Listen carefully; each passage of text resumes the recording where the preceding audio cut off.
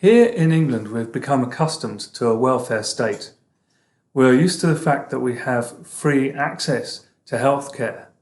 We're used to the fact that if we are struggling and have no work, the government is there to step in and give us accommodation, give us finance, and give us help to get back into work. Other countries don't have this. Certainly in the times of Christ, in the times of Paul, that was not the normal situation. The normal was that if you did not work, you would die of starvation. Or if you were lucky, you would sell yourself into slavery. The early church came along and they turned the world upside down. They were the ones who were there saying, we are here to help those in need. The early church went around helping the needy, helping the poor, helping the sick, ministering to the widows, it says, and all these things to help. And yet, that is the background to which we find these last few verses in 2 Thessalonians.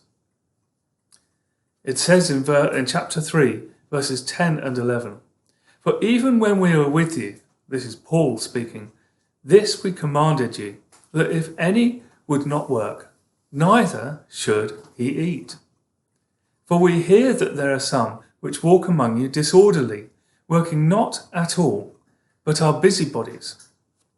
And it is this that sets the tone for that end of the letter. There are those who are busybodies. And so this is not a denunciation of a welfare state. It is not saying that we should not help those in need, but there are those who are actually time wasters, lazy people, who are taking advantage of the generosity of the church.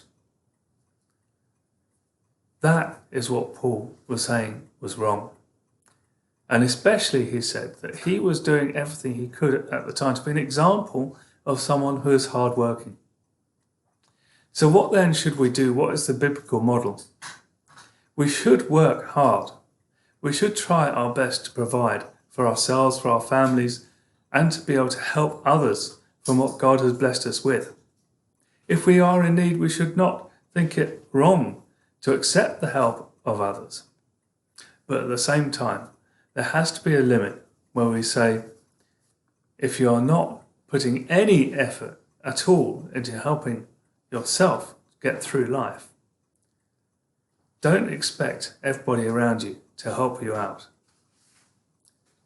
We, as believers, should work and should help one another. In fact, verse 13 of the same chapter reminds us not to get weary, not to get tired of helping others, because it is so important to what God has in store for us.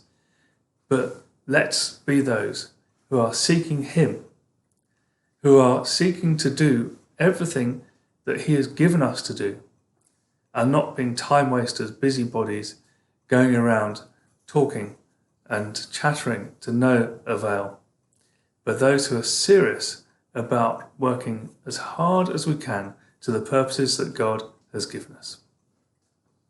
As we come to the end of our time in 2 Thessalonians, I just want to encourage you to work through your life.